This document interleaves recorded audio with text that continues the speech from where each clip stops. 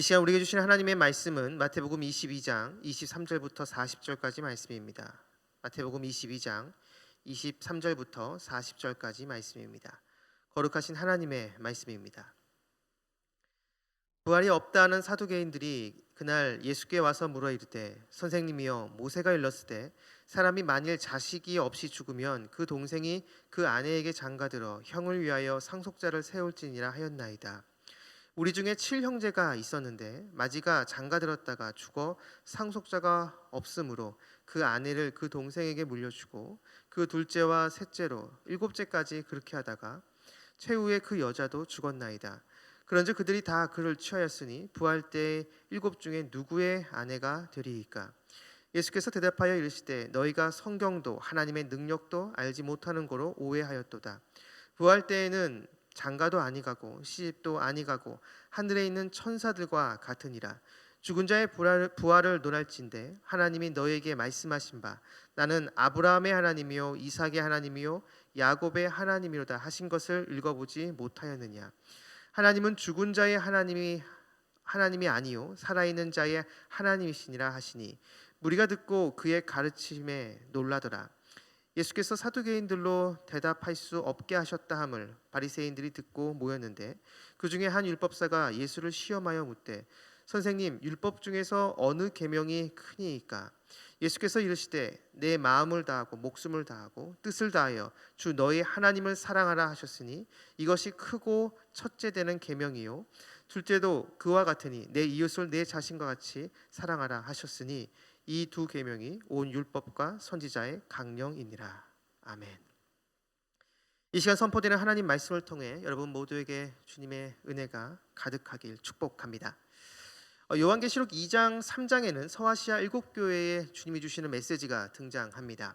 그 중에 첫 번째로 등장하는 교회가 에베소 교회인데요. 이 에베소 교회에 주신 주님의 말씀 중에 정말 유명한 말씀이 있습니다.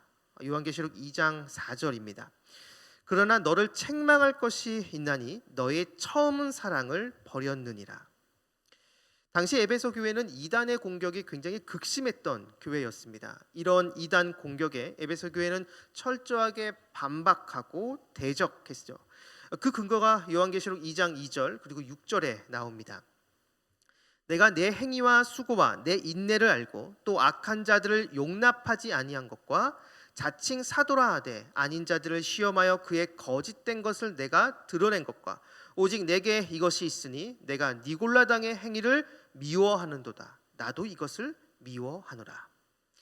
이단 공격에 에베소 교회는 철저하게 논쟁을 펼치면서 그들을 반대하고 몰아냈던 것입니다. 자, 그러다 보니 이 논쟁을 통해 교리적인 내용에 대한 확고한 토대를 이뤘지만 이러한 교리 논쟁이 치열하게 일어나다 보니까 그들 가운데 이웃에 대한 사랑이 약해졌던 것이죠. 사람들을 사랑의 대상으로 보는 것이 아니라 이단인지 이단이 아닌지로만 보는 모습이 그들 가운데 나타났다는 것입니다. 그래서 이 요한계시록 2장 4절의 주님의 이 말씀, 너희가 처음 사랑을 버렸다라고 했을 때의 이 처음 사랑이 많은 학자들에 의하면 주님에 대한 사랑이 아니라 바로 내 옆에 있는 지체들의 사랑, 즉 이웃사랑으로 봅니다. 차디찬 교리 논쟁에 빠져서 사람에 대한 이 사랑을 그들이 잊어버렸던 것이죠. 오늘 우리가 읽은 이 본문 말씀도 비슷한 모습을 보여줍니다. 부활을 부정하는 이 사두개인들이 예수님께 찾아와서 예수님께 질문을 합니다. 그 내용이 24절에 나오는데요. 선생님이여, 모세가 일렀으되 사람이 만일 자식이 없이 죽으면 그 동생이 그 아내에게 장가들어 형을 위하여 상속죄를 세울지니라 하였나이다. 이 사두개인들의 이 질문은 신명기 25장 5절의 근거에서 말을 하고 있는 겁니다. 신명기 25장 5절을 보면 형제들이 함께 사는데 그중 하나가 죽고 아들이 없거든 그 죽은 자의 아내는 나가서 타인에게 시집가지 말 것이요 그 남편의 형제가 그에게로 들어가 그를 맞이하여 아내로 삼아 그 남편의 형제된 의무를 그에게 다 행할 것이요. 소위 말하는 형사 취수죄로 마지가 아내를 취했다가 아들이 없이 죽게 되면 그 대를 잇기 위해서 다른 형제가 그 형수를 취하는 제도입니다. 그렇게 태어난 아들은 죽은 맞이의 아들로 인정됐습니다.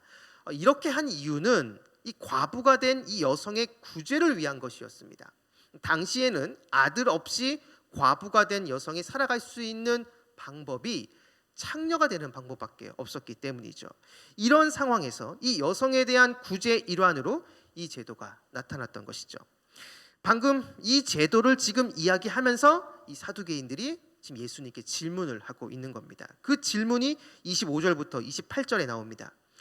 우리 중에 7형제가 있었는데 마지가 장가들었다가 죽어 상속자가 없으므로 그 아내를 그 동생에게 물려주고 그 둘째와 셋째로 일곱째까지 그렇게 하다가 최후의 그 여자도 죽었나이다. 그런즉 그들이 다 그를 취하였으니 부활 때에 일곱 중에 누구의 아내가 되리이까? 7형제가 있었는데 마지가 장가들었다가 죽었습니다. 아들 없이 죽었기 때문에 신명기의 이 말씀대로 그 동생이 그 아내를 취했는데 그 역시 아들 없이 죽게 됩니다. 그렇게 셋째, 넷째, 계속해서 일곱째까지 다 그렇게 하다가 모두 죽고 그 여성도 죽게 됐습니다. 자, 이런 상황에서 나중에 부활을 하게 되면 이 여성은 누구의 아내가 되는 것입니까? 라고 하는 질문입니다. 여러분, 사실 이 질문의 요지는 이겁니다. 지금 부활 자체를 부정하는 사두개인들이기 때문에 이렇게 질문을 하면서, 그러니까 부활은 가짜 아닙니까? 부활은 거짓 아닙니까? 지금 이 사두개인들이 말하고자 하는 것이 바로 이 말이라는 것이죠. 이 질문에 대한 주님의 답변이 29절부터 32절까지 나옵니다. 예수께서 대답하여 이르시되 너희가 성경도 하나님의 능력도 알지 못하는 거로 오해하였도다. 부활 때에는 장가도 아니가고 시집도 아니가고 하늘에 있는 천사들과 같으니라. 죽은 자의 부활을 논할진대 하나님이 너희에게 말씀하신 바 나는 아브라함의 하나님이요 이삭의 하나님이요 야곱의 하나님이로다 하신 것을 읽어보지 못하였느냐? 하나님은 죽은 자의 하나님이 아니요 살아있는 자의 하나님이시니라 하시니. 아멘.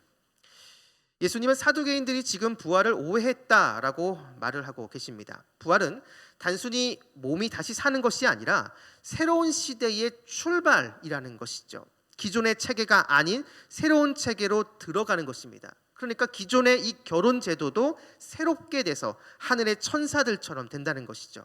다시는 장가가고 시집가는 일이 없다라고 말씀하십니다. 부활은 단순히 몸이 다시 살아서 이 땅의 삶을 그대로 영위하는 것이 아니라 우리들뿐만 아니라 모든 피조 세계의 근원적인 변화를 겪는 사건이라는 것이죠.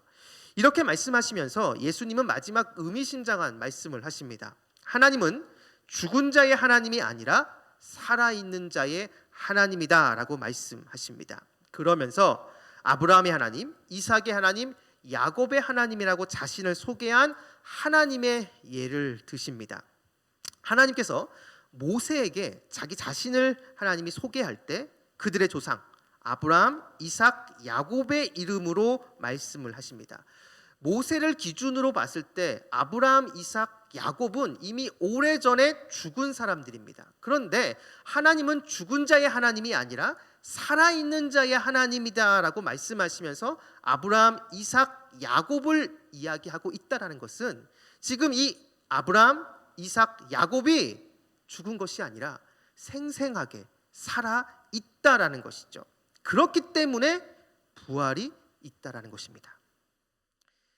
그런데 여기서 우리는 이 사두개인들의 질문, 이 첫 구절을 좀 우리가 주의해서 봐야 됩니다. 25절을 보면 우리 중에 7형제가 있었는데, 즉 자신들의 동료 중에서 실제로 7형제를 가진 사람이 있었다라는 것이죠.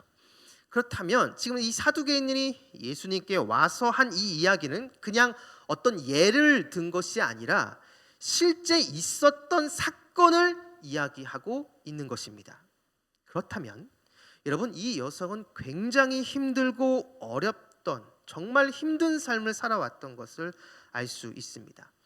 자식을 낳지 못하는 아픔, 자신의 눈앞에서 남편과 그 형제들이 하나씩 죽어나가는 모습을 보면서 자기가 무슨 저주를 받은 것이 아닌지, 사람들의 눈초리와 손가락질에 절망과 탄식의 나날을 보내야 했을 것입니다. 그런데 사두개인들은 이 여성을 도와주기보다는 자신들의 교리인 부활은 존재하지 않는다라는, 자신들의 교리가 옳다라는 것을 확증하는 도구로 이 여성을 이용할 뿐이죠. 이 여성에 대한 연민과 안타까움은 전혀 없습니다. 그냥 자신들의 교리가 옳다라는 지지수단, 하나의 각주로 이 여성을 지금 사용하고 있는 것입니다. 이것을 안 주님은 오늘 본문 이 마지막에 한 율법사 질문에 가장 큰 계명이 무엇인지에 대해서 말씀을 하십니다. 37절부터 40절입니다. 예수께서 이르시되 내 마음을 다하고 목숨을 다하고 뜻을 다하여 주 너의 하나님을 사랑하라 하셨으니 이것이 크고 첫째 되는 계명이요 둘째도 그와 같으니 내 이웃을 내 자신같이 사랑하라 하셨으니 이 두 계명이 온 율법과 선지자의 강령이니라. 아멘. 율법의 가장 큰 계명, 그것은 바로 하나님 사랑과 이웃 사랑이다라고 말씀하십니다. 그런데 이것은 나뉘어질 수 없는 것이죠. 당시 종교 지도자들, 부활이 있다라고 얘기하는 바리새인들, 부활이 없다라고 얘기하는 이 사두개인들, 이 둘은 첨예하게 부활 논쟁을 거듭했습니다. 자신들의 교리가 맞고 상대방은 틀렸다고 비판하고 공격했습니다. 이러한 차디찬 교리 논쟁이 이루어지는 가운데 당시 종교 지도자들이 정말로 돌봐야 되고 정말로 관심을 가져야 할 사람들은 방치되고 그냥 외면당하고 있었다라는 것이죠. 오히려 사회적인 약자들을 자신들의 교리가 옳다라는 그러한 지지 수단, 그 도구로 이용하는 모습을 주님은 지금 가장 큰 율법을 어기고 있다라고 말씀하시면서 비판하고 있는 것입니다. 요한계시록 2장에 나오는 이 에베소 교회처럼 예수님 당시 종교 지도자들 그 마음 안에는 차디찬 교리만 있을 뿐 그 안에 사람에 대한 사랑과 연민이 없다는 것입니다. 예수님 당시 종교 지도자들은 하나님을 사랑한다라고 고백을 했지만 정작 그 하나님 사랑과 나뉘어질 수 없는 이웃 사랑을 철저하게 외면했기에 주님은 그들이 고백하는 하나님 사랑이 거짓이라고 지금 비판하고 있는 것이죠. 사랑하는 말씀상 공동체 성락성결교회 성도 여러분, 교회는 분명 건전한 신학적 교리가 있어야 됩니다.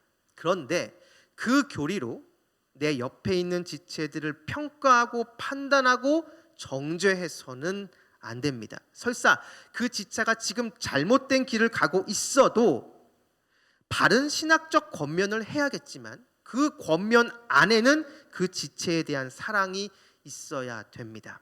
그 사랑 없이 신학적 기준으로 권면하고 판단하고 정죄하는 그 순간 여러분 그 신학은 사람을 죽이고 교회 공동체를 깨뜨리는 무서운 흉기가 되는 것이죠. 하나님 사랑과 이웃 사랑은 결코 나뉘어질 수 없습니다. 정말로 하나님을 사랑한다고 한다면 내 옆에 있는 지체들을 품어주고 내가 받은 그 하나님의 사랑으로 위해주는 모습이 있어야 되는 것이죠. 우리는 에베소 교회에 주신 주님의 경고의 말씀을 기억해야 됩니다. 이웃 사랑에 대한 그 사랑을 회복하지 못하면 주님은 그 에베소 교회를 향해서 말씀하셨습니다. 내 촛대를 옮기리라. 여러분 이 말은 교회의 존재 그 자체를 부정하겠다라는 주님의 준엄한 경고입니다. 주님의 이 말씀을 우리 개인으로 적용해 본다면 우리 삶 가운데 주님이 말씀하신 그 이웃 사랑이 없다고 한다면 우리의 최종적 구원을 장담할 수 없다라는 말이죠. 정말로 하나님을 사랑한다면 그 하나님이 명하신 이웃 사랑을 실천할 수밖에 없습니다. 왜냐하면 하나님 사랑과 이웃 사랑은 결코 나뉘어질 수 없기 때문입니다. 바라기는 이곳에 계신 여러분 모두가 오늘 이 말씀을 기억하시면서 하나님을 사랑한 만큼 내 옆에 있는 지체들을 내가 받은 주님의 그 사랑으로 섬겨주고 세워주는 그러한 생명의 삶이 있는 저와 여러분 우리 모두가 되기를 주님의 이름으로 축원합니다. 기도하겠습니다. 우리의 모든 것 되시는 아버지 하나님, 주님의 십자가의 죽으심은 나를 위한 것뿐만 아니라 내 옆에 지체를 위한 것임을 잊지 않게 하여 주옵소서. 그래서 내 옆에 있는 지체를 보는 눈이 달라지게 하옵소서. 세상의 기준으로 보는 것이 아닌 주님의 눈으로 보고 그 지체를 사랑할 수 있도록 인도하여 주옵소서. 우리의 혈관에 주의 보혈이 흐르게 하여 주시고 우리의 마음에 주의 심장이 뛰게 하여 주옵소서. 그래서 내 옆에 지체를 주님의 마음으로 위해주고 섬겨주는 주님의 사랑의 통로로 우리를 사용하여 주옵소서. 감사드리며 예수님의 이름으로 기도드립니다. 아멘. 이 시간 다음과 같은 기도 제목으로 기도드리시겠습니다. 지금 들은 말씀이 내 삶으로 이어지게 하옵소서. 방역당국과 의료진들에게 지혜와 능력을 주시고 모든 국민이 하나가 되어 코로나19의 증가 추세를 막아주옵소서. 동네 세매절 성경을 통해 말씀상 공동체의 성도님들이 말씀을 더 깊이 묵상하게 하옵소서. 안신년 기간 동안 담임 목사님께 영적 육적 충전의 은혜가 있게 하옵소서. 러시아 우크라이나 전쟁이 속히 종식되게 하옵소서. 이 시간 함께 나눈 공동 기도문과 여러분 각자가 가지고 나온 개인의 기도 제목을 놓고 기도하신 후에 삶의 자리로 나아가도록 하겠습니다. 다 함께 기도하시겠습니다. 참 좋으신 아버지 하나님 감사합니다. 아버지 하나님, 이 하루의 첫 시간 주님께 드리고자 우리 성도는 이곳에 나와 기도하며 간구하며 주님 앞에 나아갑니다. 하나님, 이곳을 주목하여 주시고 이곳 가운데 친히 임재하시며 세상에 줄 수 없는 오직 주님께서만 주실 수 있는 놀라운 그 은혜가 이곳에 차고 흘러 넘칠 수 있도록 주여 역사하여 주시옵소서. 아버지 하나님, 내가 주님께 받은 그 사랑, 아버지 하나님, 그 사랑은 나만을 위한 것이 아니라 내 옆에 있는 지체를 위한 것임을 잊지 않게 하여 주시옵소서. 그래서 그 지체를 주님의 마음으로 주님의 눈으로 대하며 바라보고 그 지체를 위해주고 사랑해줄 수 있는 그런 모습, 그래서 내가 하나님 주님의 그 사랑을 흘려보낼 수 있는 주님의 사랑의 통로가 될 수 있도록 주여 역사하여 주시고 함께하여 주시옵소서. 아버지 하나님, 코로나 증가 추세가 있는데 아버지께서 함께하여 주시옵시고 더 이상 이것이 더 확산되지 않도록 주께서 막아주시옵소서. 동네 세매절 성경을 통해 우리 말씀상 공동체 성락성결교회에 있는 모든 성도님들이 더 깊이 말씀을 묵상할 수 있도록 도와주시고 나에게 주시는 그 말씀을 붙잡고 매일매일 삶 가운데 승리하는 삶을 살아갈 수 있도록 주여 인도하여 주시옵소서. 담임 목사님께서 안식년 기간 중에 계십니다. 하나님, 담임 목사님 그 안식년 기간 동안 더욱더 영적으로 육적으로 하나님이 주시는 그 은혜 가운데 충전의 은혜가 있을 수 있도록 주께서 이끌어 주시옵소서. 러시아 우크라이나 전쟁이